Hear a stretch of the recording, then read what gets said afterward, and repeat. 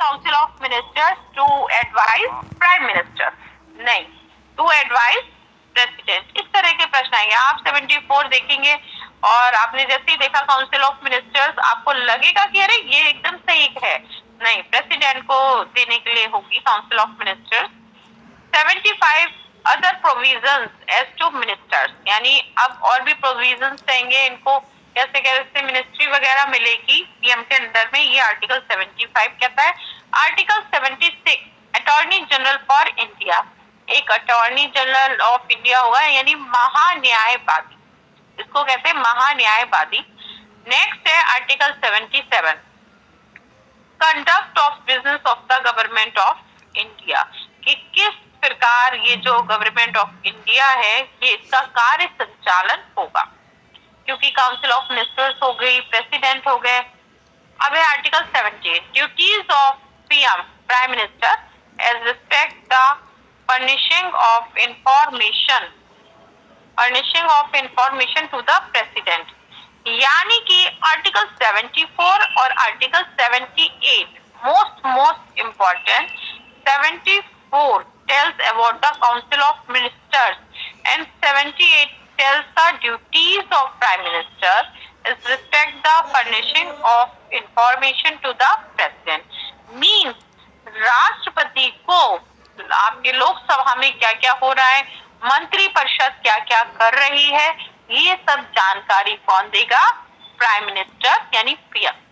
तो हम लोग जब पढ़ते हैं तो क्या बोलते हैं कि पीएम जो है वो सेतु का काम करता है। सेतु यानी कनेक्टिंग उसका रोल कहाँ रहता है? मिनिस्टर, जो काउंसिल ऑफ मिनिस्टर्स है और प्रेसिडेंट के बीच में कनेक्टिंग कौन है? पीएम है, याद रखिएगा। तो आर्टिकल 74, आर्टिकल 78 बहुत इंपॉर्टेंट है। नाउ आर्टिकल 79, अब आ गया आपका पार्लियामेंट। तो स्टूडेंट्स एक बार मैं फिर से कल जो आपको पढ़ाया है वो थोड़ा सा आपको बताती हूँ कि हमने आर्टिकल 1 to 4, आर्टिकल 1 से 4 तक क्या पढ़ा था? Union and it's territory. And article 5 से 11 तक हमने क्या पढ़ा था? सिटीजनशिप। ठीक है, उसके बाद आर्टिकल 12 से लेकर आर्टिकल 35 तक हमने फंडामेंटल राइट्स देखे थे। लास्ट में जब हम आए थे तो हमने आर्टिकल 51A में फंडामेंटल ड्यूटीज देखी है, जो आज मैं क्लास के लास्ट में आपको पढ़ाऊंगी।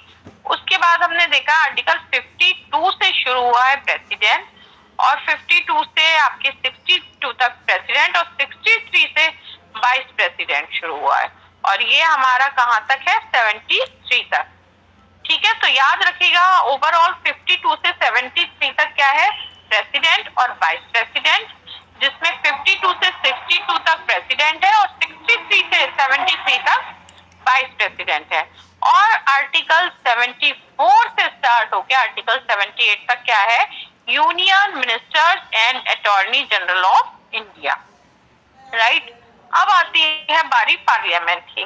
तो सबसे पहले आर्टिकल 79, ये कॉन्स्टिट्यूशन ऑफ पार्लियामेंट। ठीक है, कॉन्स्टिट्यूशन ऑफ पार्लियामेंट यानी कि पार्लियामेंट किससे बनती है? आर्टिकल 79 मोस्ट इम्पोर्टेंट, क्योंकि इसमें ये बताया है कि पार्लियामेंट में कौन कौन है। तो पार्लियामेंट में लोकसभा, राज्यसभा प्लस राष्ट्रपति यानी प्रेसिडेंट। तो आप याद रखेंगे ये तीन चीजें हैं, लोकसभा, राज्यसभा और प्रेसिडेंट ऑफ इंडिया। ये तीन चीजें मिलके पार्लियामेंट को बनाती हैं। Article 80 composition of the council of state, जो काउंसिल ऑफ स्टेट है यानी राज्यसभा, उसका कंपोजिशन क्या है, यानी वो कैसे बनती है? आपको पता ही होगा 250 इसमें मेंबर्स रहते हैं, 238 जो होते हैं इलेक्टेड होते हैं, और 12 मेंबर्स नॉमिनेटेड होते हैं, आर्ट कल्चर ये सबसे होते हैं वो। और ये किस तरह से बनती है? ये किसको रिप्रेजेंट करती है? स्टेट को। लोकसभा किसको रिप्रेजेंट कर रही हो? पीपल ऑफ इंडिया को। बट काउंसिल ऑफ स्टेट किससे रिप्रेजेंट कर रही है? स्टेट्स को, क्योंकि स्टेट इलेक्ट करके उनको भेजता है। और लोकसभा के मेंबर्स को कौन? People of India. Article 81 tells about the composition of the house of the people। तो आर्टिकल 80 में राज्यसभा की, और आर्टिकल 81 में किसकी बात कर रहे हैं? लोकसभा की। आर्टिकल 82, ठीक है, इसमें क्या है? आर्टिकल 82 में बताया है कि सेंसस के बाद क्या होगा, एक बार फिर से सीट का कैलकुलेशन होगा। देखिए यहाँ पे थोड़ा समझने की कोशिश करिए कि हमारे यहाँ जो रिप्रेजेंटेशन है उसका आधार क्या है? पॉपुलेशन। जितनी पॉपुलेशन होगी उतना ही रिप्रेजेंटेटिव होंगे, है ना? इतनी पॉपुलेशन पे एक रिप्रेजेंटेटिव है, तो हर जगह हम वही वाला क्लासिफिकेशन रखेंगे। बट हर सेंसस के बाद क्या होती है? पॉपुलेशन बढ़ती है, तो एमपीज की सीट कहाँ कहाँ से कितनी होनी चाहिए, ये भी रीडिस्ट्रीब्यूशन होना जरूरी होता है। तो ये आर्टिकल 82 में दिया है। Article 83, duration of houses of parliament. ये क्या बताता है? ड्यूरेशन बता रहा है किसकी? पार्लियामेंट के हाउसेज की, ठीक है, कि कितना। तो हमने देखा है लोकसभा कितना रहता है? 5 इयर्स रहता है, और काउंसिल ऑफ स्टेट्स कितना रहता है? ये रहता है 6 इयर्स। मतलब ये तो बना रहेगा काउंसिल ऑफ स्टेट, बट इसका 1/3 जो होता है मिनिस्टर, जो एमपीज होते हैं वो चेंज होते जाते हैं हर 6 साल में, ठीक है। नेक्स्ट है article 83, duration of house of parliament हो गया। 84 में है qualification for membership of parliament, यानी जो हमारे एमपीज रहेंगे उनकी क्वालिफिकेशन क्या रहेगी, ये आर्टिकल 84 में है। आर्टिकल 85 क्या है? सेशंस ऑफ पार्लियामेंट, ठीक है। तो सेशंस कैसे चलते हैं, सत्र कैसे चलते हैं, रोज की बैठक कैसे होती है, ब्रेक से पहले की बैठक, ब्रेक के बाद की बैठक, ये सारी चीजें किसमें है? आर्टिकल 85। तो 84 में qualification for membership of parliament है, 85 में सेशंस ऑफ पार्लियामेंट है। नेक्स्ट है आर्टिकल 86, ये भी मोस्ट इंपॉर्टेंट, आप इस पे टिक करिए। इसका मतलब है right of president to address the send message, to address and send messages to houses. यानी ये जो हमारे प्रेसिडेंट हैं वो दोनों हाउसेस को मैसेजेस भेजते हैं और एड्रेस भी करते हैं। ये बात किसमें बताई है? आर्टिकल 86 में। तो 86 क्या बता रहा है कि right of president to address and send messages to both houses, both houses को ये भेज सकते हैं और एड्रेस कर सकते हैं। Article 86 is right to president to address, ये तो हो ही गया। अब नेक्स्ट हमारा है 87, special address by the president. Special address कैसा होता है? हर लोकसभा के आरंभ में और हर साल के पहले सत्र में जो राष्ट्रपति होता है उसका अभिभाषण होता है, एड्रेस करता है वो हाउसेस को, तो उसके बारे में बताया गया है। आर्टिकल है 87। Article 88, rights of ministers and attorney general as respect house.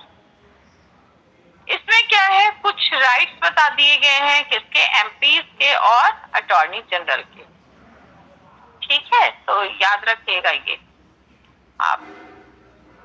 Next है हमारा आर्टिकल जो है वो है 89, the chairman and deputy chairman of the council of state. यानी काउंसिल ऑफ स्टेट्स में एक चेयरमैन होगा, पीठासीन अधिकारी बोलते हैं, और एक डिप्यूटी चेयरमैन, यानी कि एक सभापति और एक उप सभापति, सभापति और उप सभापति यानी चेयरमैन एंड डिप्यूटी चेयरमैन। तो ये जो होता है आपको बता दूं कि जब जो चेयरमैन है वही वाइस प्रेसिडेंट है।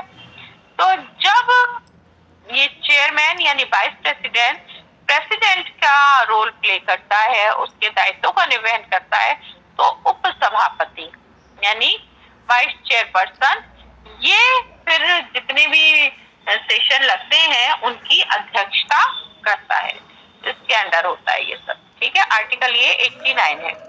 Article 90, vacation and resignation of any and removal from the office of deputy chairman. यानी कि अगर किसी छुट्टी पे जाए या रिमूवल हो जाए या रिजिग्नेशन हो जाए तो कैसे कौन उसका सभापतित्व करेगा? तो इसके लिए क्या होता है कि एक तो हमारे चेयरपर्सन है, एक डिप्टी है, उसके बाद भी 3-4 लोग इस तरह से प्रोटोकॉल में रहते हैं कि अगर पहला नंबर नहीं है तो दूसरा नंबर नहीं तो तीसरा नंबर। इस तरह से ऐसा ना हो कि अंतराल यानी गैप हो जाए कि चेयरपर्सन नहीं है तो काउंसिल कैसे बैठेगी। ठीक है। नेक्स्ट है article 91, power of the deputy chairman और other person to perform the duties of the office और नॉट एक्ट एज चेयरमैन। मतलब इसकी पावर्स बताई हैं, जो उस टाइम पीठासीन होगा यानी चेयरपर्सन की कुर्सी में बैठेगा, फिर उसकी पावर्स भी वही होंगी जो कि वाइस प्रेसिडेंट की होती हैं। ठीक है, समझ में आ रहा है आपको? नेक्स्ट है आर्टिकल 92, द चेयरमैन और the deputy chairman not to preside while a resolution for his removal from office is under consideration। यानी कि जब किसी सभापति हो या उपसभापति यानी आपका चेयरमैन हो या डिप्टी चेयरमैन, अगर उसके रिमूवल के लिए रिजोल्यूशन लाया गया है तो उस टाइम वो पीठासीन नहीं होगा यानी उस चेयर पे नहीं बैठेगा, किसी और व्यक्ति को ही बिठाला जाएगा। ठीक है, आगे है article 95, power of the deputy speaker और अदर पर्सन टू। सेम जो हमने अभी वहाँ चेयरपर्सन और डिप्टी चेयरपर्सन के लिए पढ़ा था वो स्पीकर के लिए आ गया। यानी अब हम बात कर रहे हैं लोकसभा की। लोकसभा की बात करेंगे तो स्पीकर बोलते हैं, काउंसिल ऑफ स्टेट की बात करेंगे तो जो है उसको चेयरमैन बोलते हैं। आर्टिकल 96, द स्पीकर और the deputy speaker not to preside while a resolution for his removal from office is under consideration।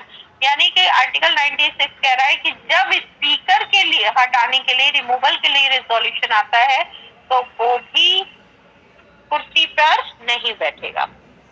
Next है 97 आर्टिकल बता रहा है कि salaries and allowances of the chairman and deputy chairman and the speaker and deputy speaker. यानी 97 chairman और